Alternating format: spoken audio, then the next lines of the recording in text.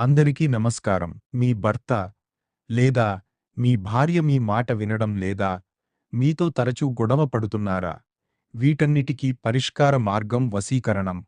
ఈ వశీకరణం సిద్ధిస్తే ఖచ్చితంగా మీ భర్త లేదా మీ భార్య మీ మాట వింటారు. అసలు వశీకరణ అంటే ఏమిటి?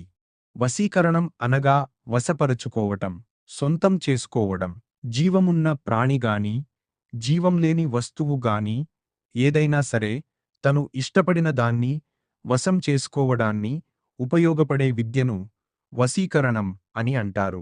భర్తను వశం చేసుకునేందుకు మంత్రం. మూలమంత్రం ఓం నమో మహాయక్షిణే పతినే వస్య కురుకురు స్వాహాత్. విధానము పై మంత్రమును 10,000 సార్లు జపించిన సిద్ధించును. ప్రయోగ విధి అరటిపండు గోరోజనం 2 మిశ్రమం చేసి అభిమంత్రించి తిలకం పెట్టుకొని భర్త ముందుకు వెళ్తుంటే అతడు సదా ఆమె వశంలో ఉంటాడు. మంగళవారమందు సున్నం పోక చెక్కల్ని పై మంత్రంతో 7 సార్లు అభిమంత్రించి తనకు దిగదుడిచిన తర్వాత నీటిలోనూ పాలలోనూ కడిగి తిరిగి 7 సార్లు అభిమంత్రించి వాటిని తాంబూలంలో ఉంచి భర్తకు తినిపిస్తే అతను వశుడై ఉంటాడు.